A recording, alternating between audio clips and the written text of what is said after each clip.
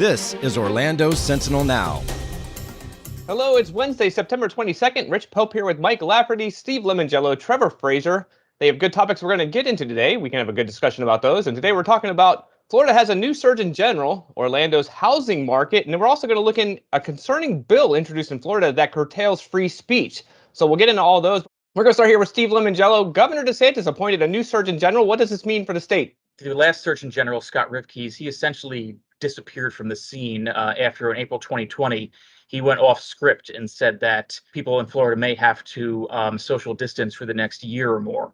Pretty much as soon as he did that, DeSantis walked up, spoke in his ear, and he was removed from the hearing. And you basically almost, except for maybe an appearance here and there, never heard from him again. So he announced his resignation in August, effective in September. And now there is a new one, Dr. Joseph Ladapo, who is from assistant professor at UCLA School of Medicine, doctorate from Harvard, but he has a very controversial background. Florida will completely reject fear as a way of making policies in public health. So we're done with fear. We're not. That's been something that's been, unfortunately, a centerpiece of health policy in the United States ever since the beginning of the pandemic. And it's over here. Expiration date, it's done. So Dr. Ladapo has made some comments and had some editorials where he questions masks, he questions vaccinations. What does this mean, Steve? First of all, he signed the Great Barrington Declaration. That was a statement from a bunch of scientists in October 2020 that essentially argues for herd immunity through natural infection. And what that means is that it would be better for getting herd immunity to just let the virus sweep through the states and country or world, and do your best to protect the elderly and the people who are more likely to die from this. But everyone younger than that, just let it go through.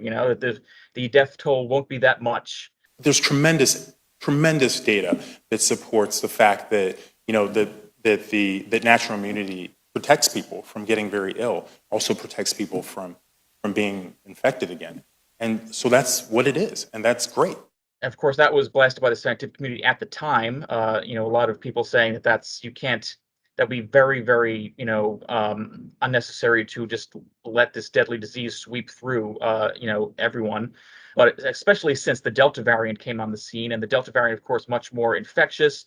And as we've seen in the last couple of months, much more deadly for even younger people. A lot of people who have been in the ICUs, on machines over the last couple of months, or just younger people in their 30s, 40s, sometimes even 20s, that beforehand people would have argued, Great Barrington Declaration, people would have argued really weren't that in danger of dying from this thing.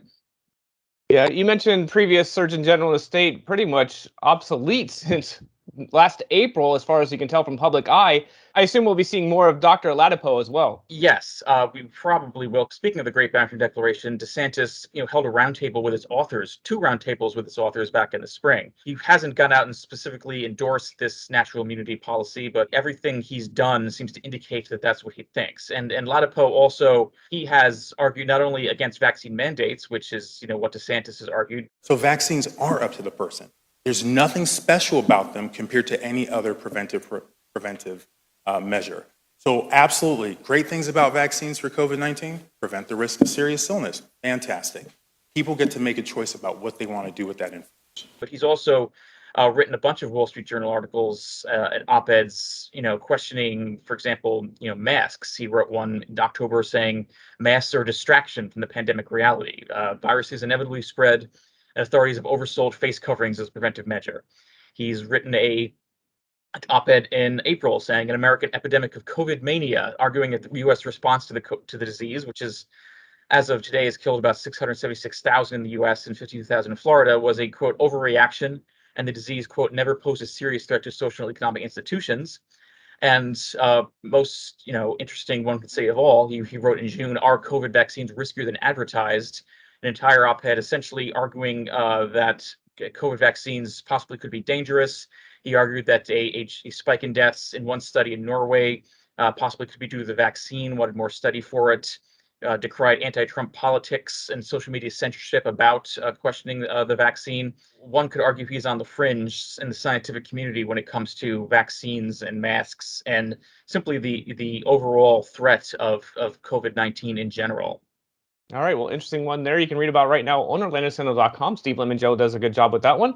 Moving forward here to Trevor Fraser, and we're going to talk about Orlando's housing market. It's been pretty hot. I'd say pretty hot. It's been extremely hot. It seems like things have peaked last month. What's going on?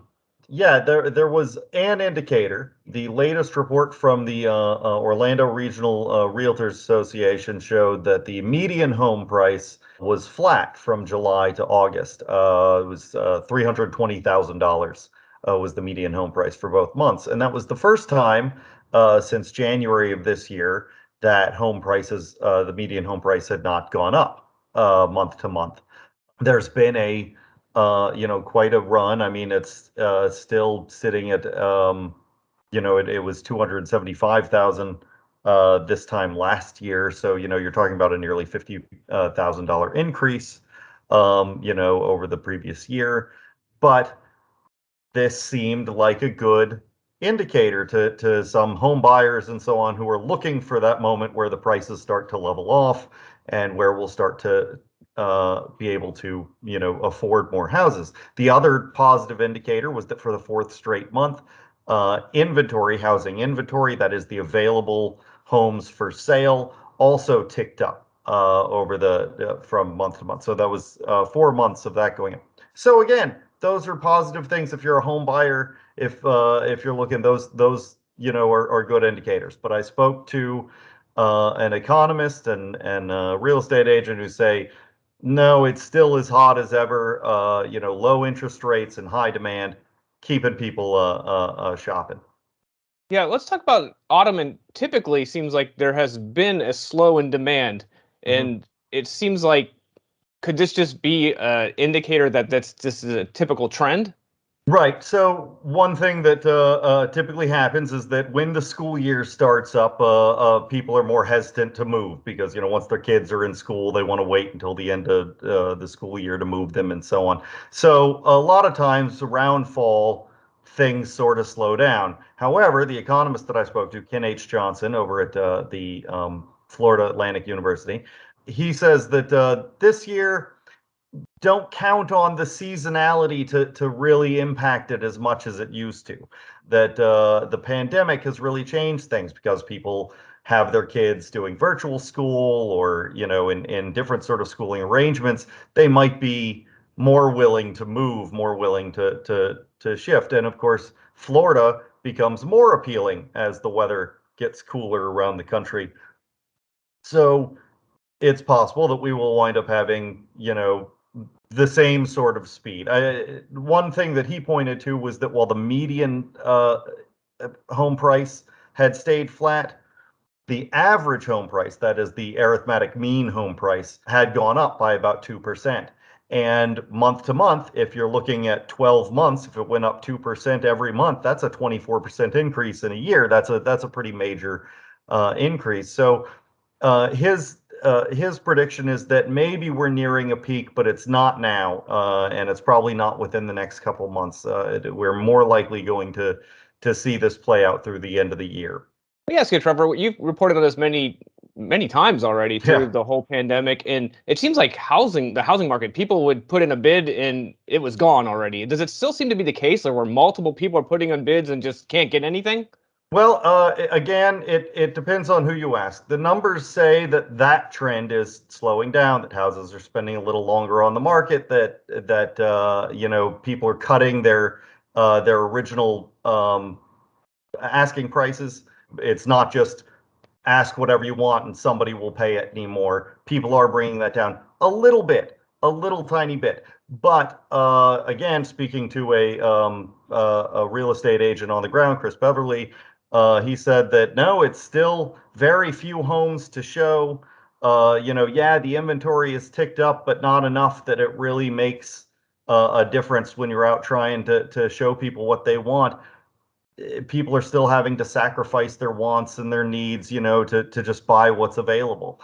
And so it really is one of those things that while the numbers are giving these indications that there's a slowdown, a cool down happening, and that it's becoming a little easier to buy, that on the ground, that feel just isn't there. On the ground, it's still a very tight, very hot market, very high demand. and especially in our area, we have a lot of people coming in. All right. Well, thanks for that, Trevor. You can read about his report right now on OrlandoSentinel.com. We're going to go here to Mike Lafferty, and we're going to talk about Florida legislators. They seem hypocritical about Florida free speech and as far as the Constitution, and they do one thing, say another thing. What's going on, Mike? Well, one thing that's become a certainty with the Florida legislature every year is there's going to be some kind of bill that's introduced that is addressing one or another culture war that they've chosen to fight. This editorial was primarily about a bill that's been introduced by a state representative in Brevard County, Randy Fine, and it basically is going after critical race theory. Again, if you recall, the governor got the State Board of Education to pass a rule that said critical race theory can't be taught in public schools. Well, this one goes a step further and would codify in state law that the ideas that they believe are behind critical race theory can't be taught in school, nor can they be part of like training programs that's local or county or state governments hold to try and make people more aware of workplace diversity. Yeah, the concerning thing about this one is the legislation just seems to be this sweeping imposed speech restrictions, and that's what's most concerning to the editorial board. Yeah, I mean, I'll just read this one part that said this is one portion of one of the definitions, but it says that it would basically ban speech that would might make a person, quote, feel discomfort, guilt, anguish, or any other form of psychological distress on account of his or her race or sex. So, in the editorial, we could imagine, and it doesn't take a very vivid imagination, to think that you could apply that sort of definition to almost anything that's taught in school about racial history or the civil rights movement. Like imagine a teacher trying to write about the Ocoee massacre or trying to teach about the Ocoee massacre, which was basically a white mob that killed a lot of black people in Ocoee and essentially drove the entire black population out of the state. I could see where that would maybe cause some anguish of white students hearing about other white people doing this. But so what does a teacher do about that? Right. Interesting too. Also, the editorial points out that it seems to be just a copy and paste from other laws that went in other states, and almost even the wording seems exactly the same. Yeah, about more than a half dozen states have actually passed these divisive concept laws that this is modeled after. And yeah, I mean, I looked at the law in Iowa, and the language is and much of it is exactly the same. This is something that's been developed by conservative groups, and it's now being pushed in states all around the country. I guess the one other point I want to make too is that this proposed law, it hasn't been passed. This proposed law seems pretty certain it's going to chill speech, both in government workplaces and in schools. But this law is being introduced by the same legislator who introduced a law earlier this year. His version didn't pass, another version did. But it's the one that prohibits social media companies like Twitter and Facebook basically from policing speech on their platforms. So on the one hand, you have them saying, we must have free speech, so we're going to crack down on social media. And on the other hand, it's like, well, we're going to crack down on free speech in classrooms. So which is it? I mean, there's just an element of hypocrisy that we saw that's just pretty blatant. All right, Mike. Well, you can read that editorial right now on OrlandoSentinel.com. Appreciate that one. We're going to go ahead and call it quits for today. Appreciate you being with us. But we want to point out, go to OrlandoSentinel.com/subscribe. Become a subscriber if you like what we do. We really do appreciate that. But moving forward, till next time, I'm Rich, Mike, Steve, and Trevor. Everyone have a great day. We'll see you soon. Watch Orlando Sentinel Now live every weekday at noon on our Facebook page and on Orlando